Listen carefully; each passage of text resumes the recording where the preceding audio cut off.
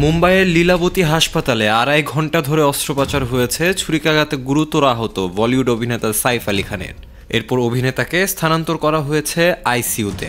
বর্তমানে তিনি শঙ্কামুক্ত আছেন বলে জানিয়েছে চিকিৎসকরা। লীলাবতী হাসপাতালের সিইও নিরাজ জানান, সাইফ এখন বিপদমুক্ত, তার অবস্থা স্থিতিশীল রয়েছে। অভিনেতার মেরুদণ্ডের কাছে 2টি গভীর ক্ষত এবং ঘাড়ে 4টি ক্ষত ছিল। তার শরীরে নিউরোসার্জারি এবং একটি প্লাস্টিক সার্জারি করা হয়েছে। আগামী 24 ঘন্টা ধরে তার শারীরিক পরিস্থিতি পর্যবেক্ষণ করে পরবর্তী সিদ্ধান্ত নেওয়া হবে।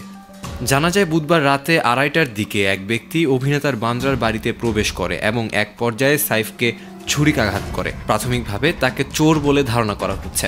জানা গেছে, অজ্ঞাত এক ব্যক্তি বাড়িতে ঢোকার পর গৃহকর্মীরা চিৎকার শুরু করেন। এতে ঘুম ভেঙে যায় সাইফের।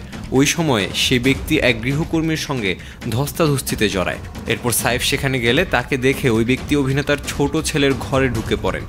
বাধা দিতে গেলে সাইফের সঙ্গে তার ধস্তাধস্তি হয় এবং অভিনেতাকে ছুরিকাঘাত করা হয়। হামলার পরপরই সাইফের বড় ছেলে ইব্রাহিম আলী খান এবং বাড়ির কর্মীরা তাকে দ্রুত হাসপাতালে নিয়ে যান। তখনই চিকিৎসকরা জানান, 6টি গভীর ক্ষত রয়েছে সাইফের শরীরে, যার মধ্যে মেরুদণ্ডের খুব কাছে ছুরির আঘাতটি বিপজ্জনক। তবে এই ঘটনায় নবাব পরিবারের অন্য কেউ আহত হননি।